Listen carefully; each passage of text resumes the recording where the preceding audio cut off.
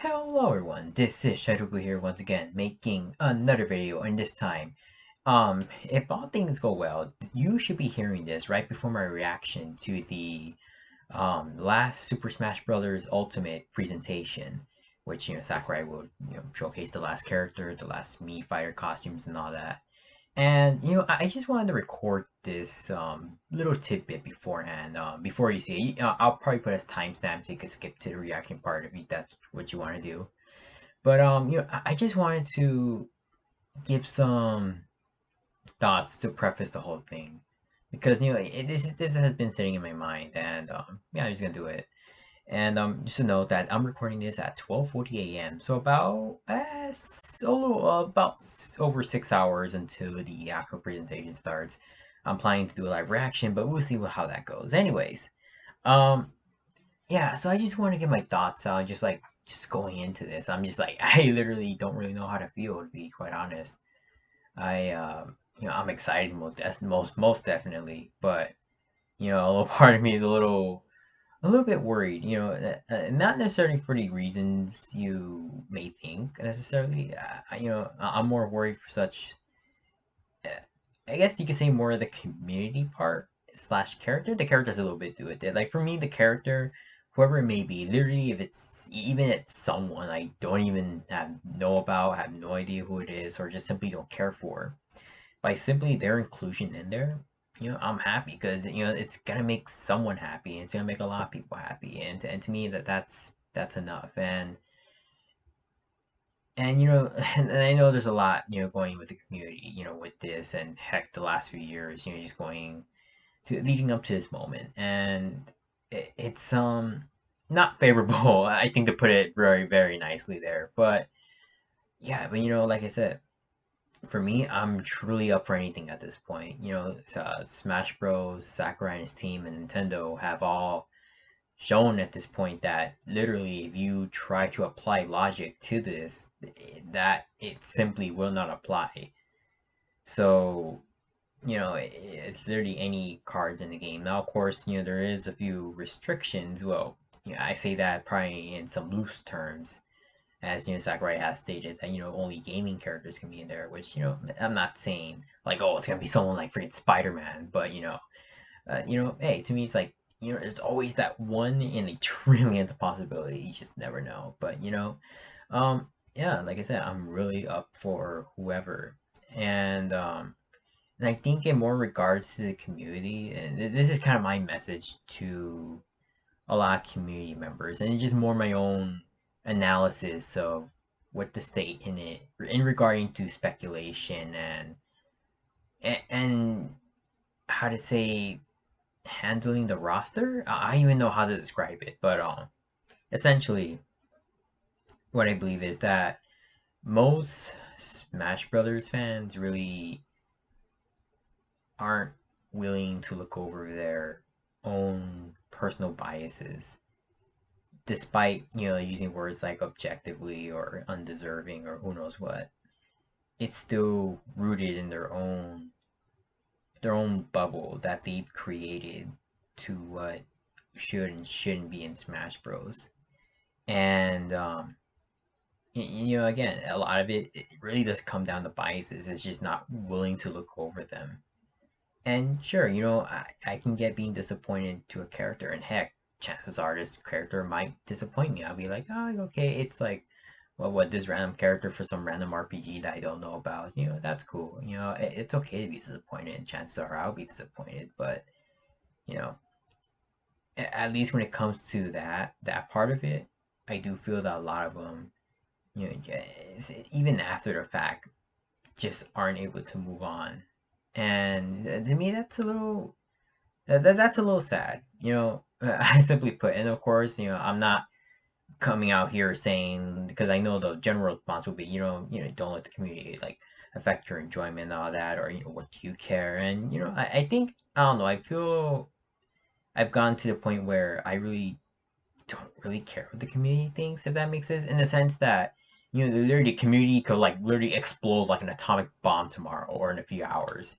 And I will still be playing the game. I'll still enjoy it. I'll still have fun. It that doesn't necessarily affect my enjoyment. But in the sense that should I care or not? Well, yeah, in the end of the day, it's their choice and all, which that's all fine by me.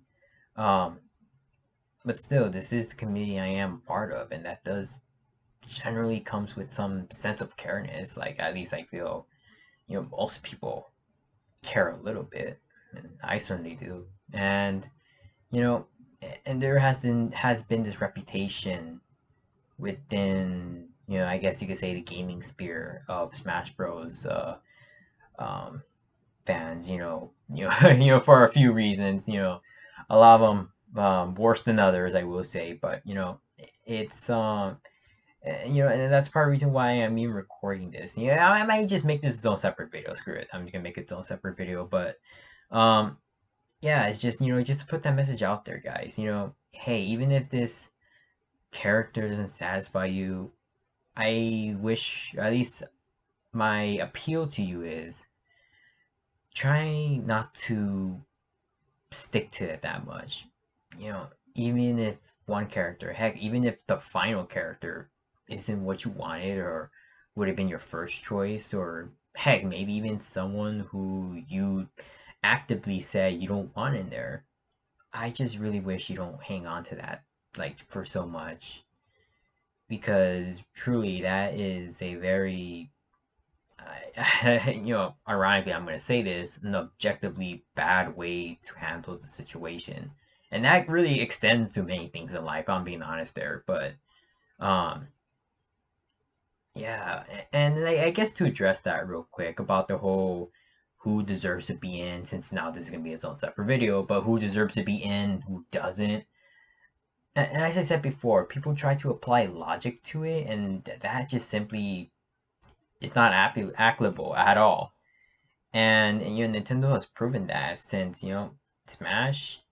I come to this conclusion at least that Smash Bros. First and foremost is a Nintendo fighting game for Nintendo characters, and third parties are always going to be that specialty. It's not necessarily like third parties a given, and I do kind of feel there's this standard that third party is a given, and no, that's never been the case. Literally, characters like Byleth, for an example, shows that. So to come to the conclusion that this is a celebration of gaming, yes, that's one aspect of the game, but that's not what the game is at its core.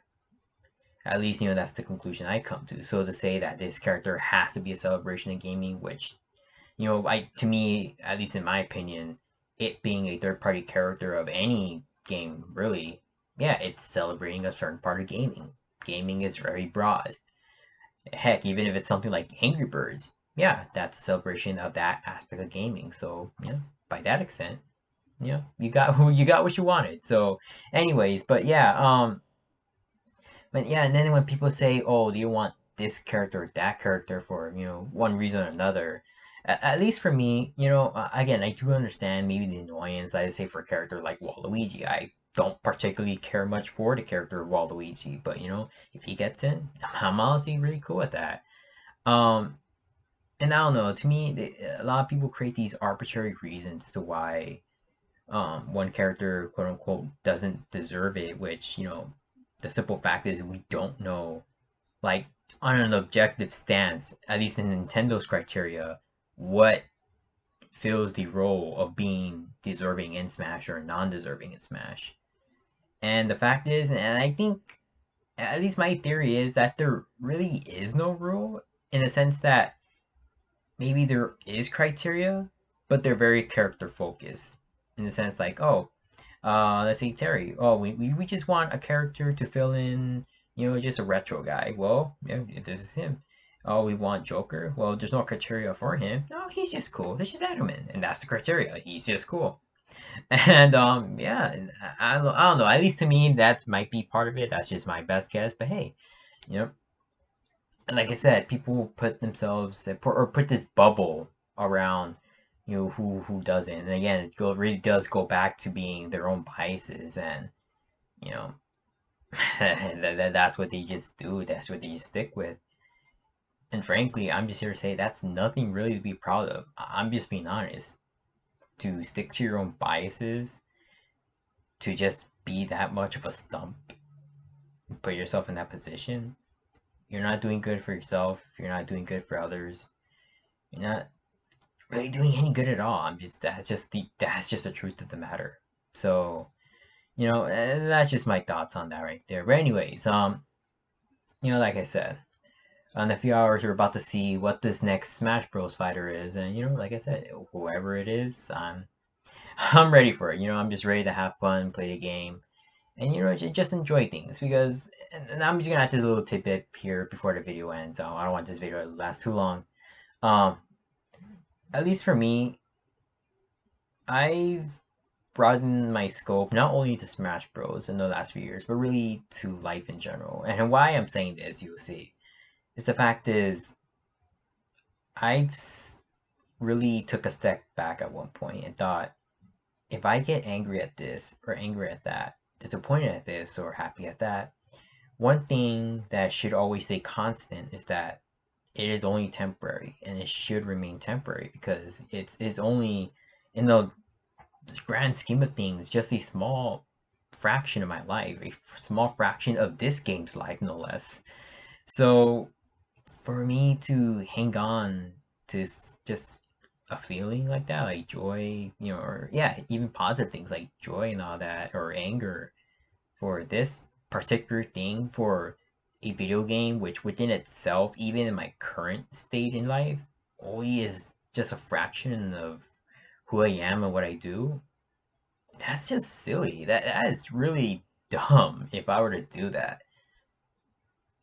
And and I'm just saying this to put this in perspective. There's people probably watching this or hearing this who might do that as well. And like I said, you can have your feelings and all, but I do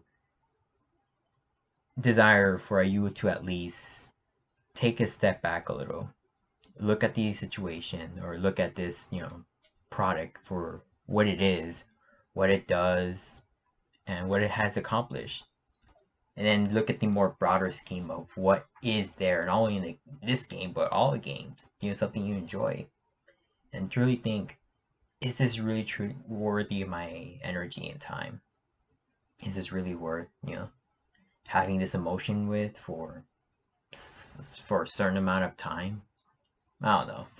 I don't know. I mean, I guess that last part I kind of went a little too broad, but that's just my thoughts on that. So, anyways, thank you guys for listening to what I have to say. Yeah, I'm just gonna end this video, and I hope you got enjoy that last presentation. Seriously, take care, y'all.